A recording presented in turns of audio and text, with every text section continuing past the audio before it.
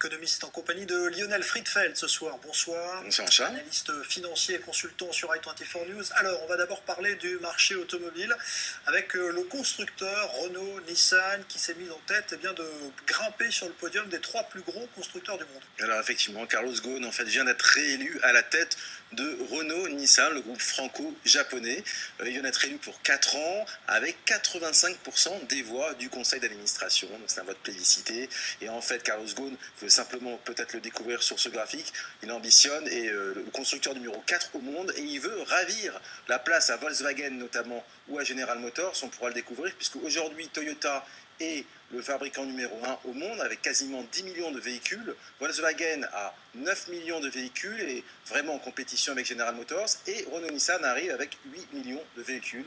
Et c'est l'ambition de Carlos Ghosn de monter sur le top 3. Bon, il y a encore un petit million quand même de véhicules qui séparent, c'est beaucoup quand même pour Renault, mais après c'est vrai que la lutte semble ténue. Alors, on parle d'Israël à présent, Lionel, avec l'américain Intel, leader des microprocesseurs, qui va augmenter son investissement dans ces unités israéliennes, montant spectaculaire, 4 milliards d'euros supplémentaires d'investissement. Alors effectivement, 4 milliards d'euros en fait pour upgrader son usine de Kiryat Gat. Il faut savoir que Intel est implantée en Israël depuis 1974. Elle a 2 usines, une à Kiryat Gat, l'autre à Jérusalem. Elle a 4 centres de recherche et développement.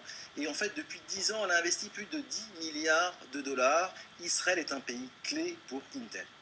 Et puis toujours en Israël, c'est une société espagnole qui s'intéresse aux champs gaziers israéliens. Tamar, elle va en racheter un certain pourcentage. Union Fenosa, exactement, une grosse société espagnole dans le domaine de l'électricité, veut racheter 20% du champ de Tamar, en fait pour 1,3 milliard de dollars chaque année aux partenaires Delek, Noble, Israco et Alon Oil and Gas. Et en fait, ce gaz, c'est pour l'exportation, ça sera pour l'Égypte, pour que ça soit dans les usines de liquéfaction en Égypte, les usines notamment de Eni, le géant énergétique italien. Donc ça va rapporter du cash à l'État d'Israël, mais ça fait partir de la ressource vers l'étranger. Exactement, ça fait partie du deal, puisqu'il y a 80% des champs qui sont réservés pour Israël, et il y a 20% pour l'exportation, et ça serait peut-être la première exportation vers l'Égypte.